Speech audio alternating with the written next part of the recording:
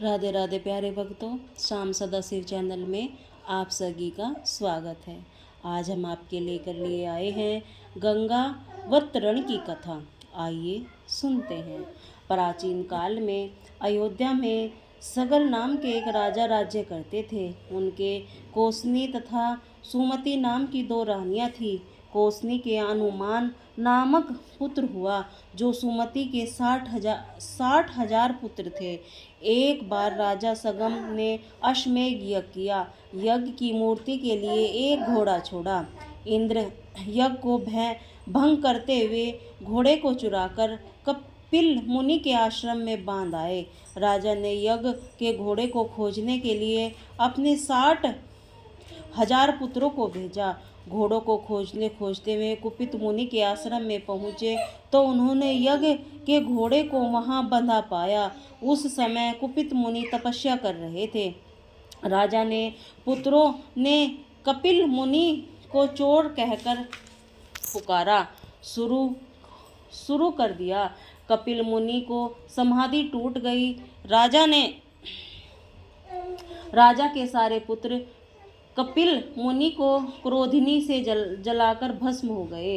अनुमान पिता की आज्ञा पाकर अपने भाइयों को खोजता हुआ जब मुनि के आश्रम में पहुंचा तो महात्मा गरुड़ ने उनके भाइयों के भस्म होने का सारा वृत्तांत कह सुनाया। गरुड़नी ने अनुमान से यह भी बताया, यदि इनकी मुक्ति चाहते हो तो गंगा जी को स्वर्ग से धरती पर लाना होगा। इसी समय अश्व को ले जाकर अपने पिता के यज्ञ को पूर्ण कराओ। इसके बाद गंगा जी को पृथ्वी पर लाने का कार्य करना। अनुमान ने घोड़े सहित यज्ञ मंडल में पहुंचकर राजा सगर से सब वृत्तांत कह सुनाया।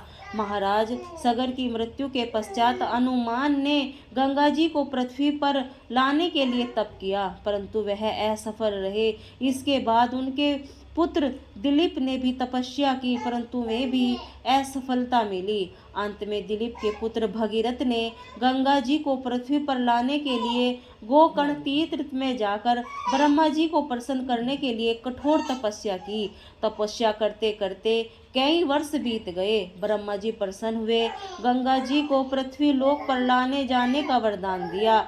जब वह समस्या यह ब्रह्मा जी के कमंडल से छूटने के बाद गंगा के वेग को पृथ्वी पर कौन संभालेगा। गंगा जी ने बताया कि भूलोक में भगवान शंकर के अतिरिक्त किसी में यह शक्ति नहीं है जो गंगा के वेग को संभाल सके।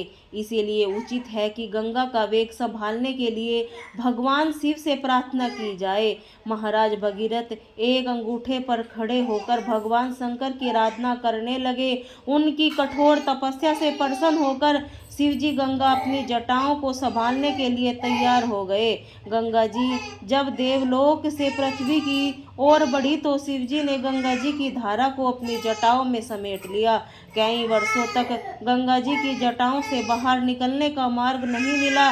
भगीरथ ने पुनः अनुपय विनय करने पर शिवजी गंगा अपनी जटाओं से मुक्ति करने के लिए तैयार हुए। इसी प्रकार शिवजी जटाओं से छूटकर गंगा जी हिमालय की घंटी में कल निराद करने मैदान की ओर बढ़े। जिस रास्ते से गंगा जी जा रही थी उसी मार्ग में ऋषि जहनु का आश्रम था। तपस्या के विधन समझकर गंगा जी पी गए। भगीरथ की प्रार्थना करने पर उन्हें पुनः जांग से निकाल दिया। तभी गंगा जहन पुत्री तथा जहानवनी कहलाए। इसी प्रकार अनेक स्थलों को पार करती हुई जहनवनी ने कपिल मुनि के आश्रम में पहुंचकर सगर के 60,000 पुत्रों को भस्म अश्वमेघों से तारकर मुक्त किया। उसी समय ब्रह्मा जी प्रकट होकर भगीरथ के कठिन तप तथा सगर के 60,000 पुत्रों के अमर होने का वर दिया तथा घोषित किया, तुम्हारे नाम पर गंगा जी का नाम भगीरथी होगा। अब तुम जाकर अयोध्या का राज संभालोगे। ऐसा कहकर ब्रह्मा जी अंतर्ध्यान हो गए। बोलिए राधे राधे।